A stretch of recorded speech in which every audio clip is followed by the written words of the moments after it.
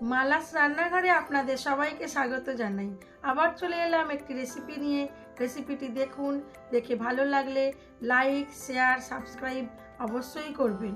Comment করতে ভুলবেন না কিন্তু। প্রচণ্ড গরম, তাই হালকা খেতে হবে। আবার শুধু হালকা খেলেই হবে না, সেটা একটু টেস্টি করেও খেতে হবে। আর বেশি কিছু রান্নাও করা যাবে না, তাই ভাবনা চিন্তা করে এক পদেই বাজিমাত হয় এমনই একটি রেসিপি আজ নিয়ে এলাম। আজ করব পটল আলু পোস্ত। তার জন্য পটলগুলোকে আমি লম্বা লম্বা করে কেটে নিয়েছি, আর আলুও লম্বা লম্বা করে কেটে নিয়েছি। এটা আমি সর্ষের তেলে করব। তেলটা গরম হয়ে গেছে, তেলের মধ্যে দিয়ে দিলাম অল্প একটু নুন। পটলের মধ্যে আর নুন মাখালাম না, তাই তেলের মধ্যেই নুন ও হলুদ গুঁড়ো দিয়ে পটলগুলোকে খুব ভালো করে ভেজে নেব।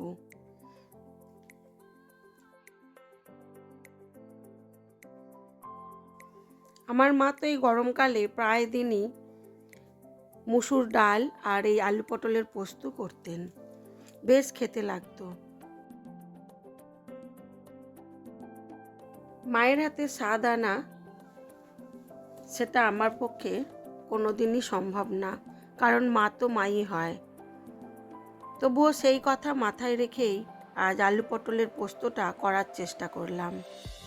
যেহেতু আমার মা নেই, তাই সে স্বাদ পাওয়ার ভাগ্যও আমার আর নেই। ইচ্ছা করলেও আর খেতে পারবো না।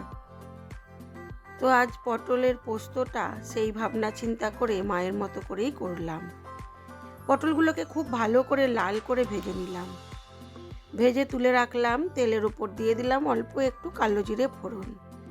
আপনারা চাইলে 5 ফোড়নও দিতে পারেন। দিয়ে দিলাম পেঁয়াজ কুচি। পেঁয়াজটা একটু বেশি পরিমাণেই দিতে হবে। আর যদি নিরামিষ খান তাহলে পেঁয়াজটাকে না দিলেও হবে। তখন 5 ফোড়নের ওপরেই আলুগুলোকে দিয়ে দিতে হবে। পেঁয়াজটা হালকা লাল করে নিয়ে দিয়ে দিলাম লম্বা করে কেটে রাখা আলুগুলো। এটা রান্না করতে বেশি সময় লাগে না, কিন্তু পরিমাণ মতো নুন আর চিনি আর ঝাল সব কিছু যদি ঠিকঠাক মতো হয়, তাহলে কিন্তু পটল পোস্তটা খেতে অসাধারণ হয়। এর মধ্যে কিন্তু একটু চিনিও দিতে হবে, তবে আলু পটলের পোস্তর গুণটা আরও বেড়ে যাবে। খুব ভালো করে লাল করে আলুটাকেও ভেজে নেব। দিয়ে দিলাম অল্প একটু নুন। এবারে আমি আলু আর পেঁয়াজটাকে একসাথে কষাবো।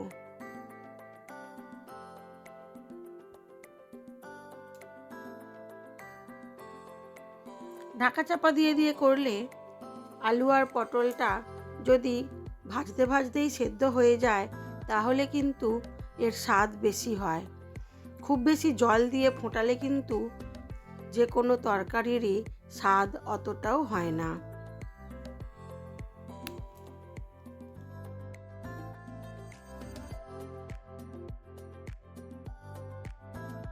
দিয়ে দিলাম পোস্ত আর কাঁচা লঙ্কা বাটা। এবারে হালকা নাড়াচাড়া করে নেব। আমি যেহেতু পোস্তটা একটু ভাজা ভাজাই ভালোবাসি, আপনারা যদি চান কাঁচা পোস্তও দিতে পারেন। তাহলে পোস্তটা দেওয়ার পরেই অল্প জল দিয়ে দেবেন। আমি একটু পোস্তটাকে কষিয়েই নিই। পোস্ত থেকে ভালো ভাজার গন্ধ এলে তারপরে দিয়ে দেবো পরিমাণ মতো জল। খুব বেশিক্ষণ সময় লাগে না, কিন্তু এই আলু পটল পোস্ত থাকলে ভাত বেশ অনেকটাই খাওয়া যায়।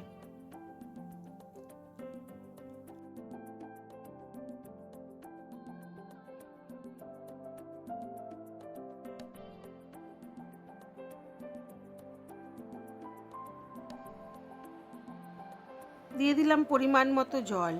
এইবারে ঢাকা চাপা দিয়ে আগে আলুটাকে সেদ্ধ করে নেব।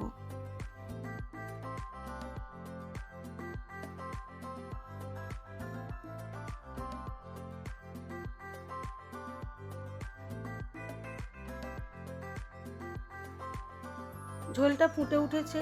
এবারে দিয়ে দেবো অল্প একটু রঙের জন্য লাল লঙ্কার গুঁড়ো। আমি এখানে ঝালের জন্য কাঁচা লঙ্কা ব্যবহার করেছি। দিয়ে দিলাম অল্প একটু চিনি। আলুটাও আমার প্রায় সেদ্ধ হয়ে এসেছে। আমি 2টো কাঁচা লঙ্কা চেরাও দিয়েছিলাম। আপনারা ঝালটা আপনাদের মতো করে দেবেন। আলুটা প্রায় সেদ্ধ হয়েই গেছে। এইবারে দিয়ে দেবো ভেজে রাখা পটলটা।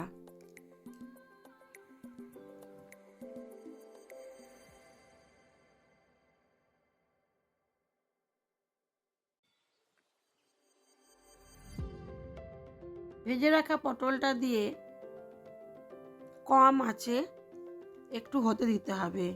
দিলেই হয়ে যাবে পটল আলু পোস্ত। আমি এটা সার্ভ করে দিয়ে দেখাই চলুন আমার আজকের লাঞ্চ মেনুতে কি ছিল।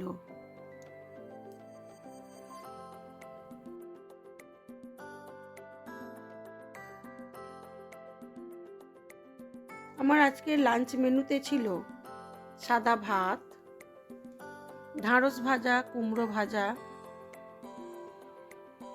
আর ছিল আলু পটল পোস্ত আর কাতলা মাছের কারি, আর ছিল গাছের পাকা আম। আজ এইটুকুই। আমার এই ভিডিওগুলি যদি আপনাদের ভালো লেগে থাকে তাহলে লাইক, শেয়ার, কমেন্ট অবশ্যই করবেন। আর নতুন বন্ধু হয়ে থাকলে একটা সাবস্ক্রাইব করে দেবেন। সবাই ভালো থাকবেন, সুস্থ থাকবেন, নিজেদের খেয়াল রাখবেন।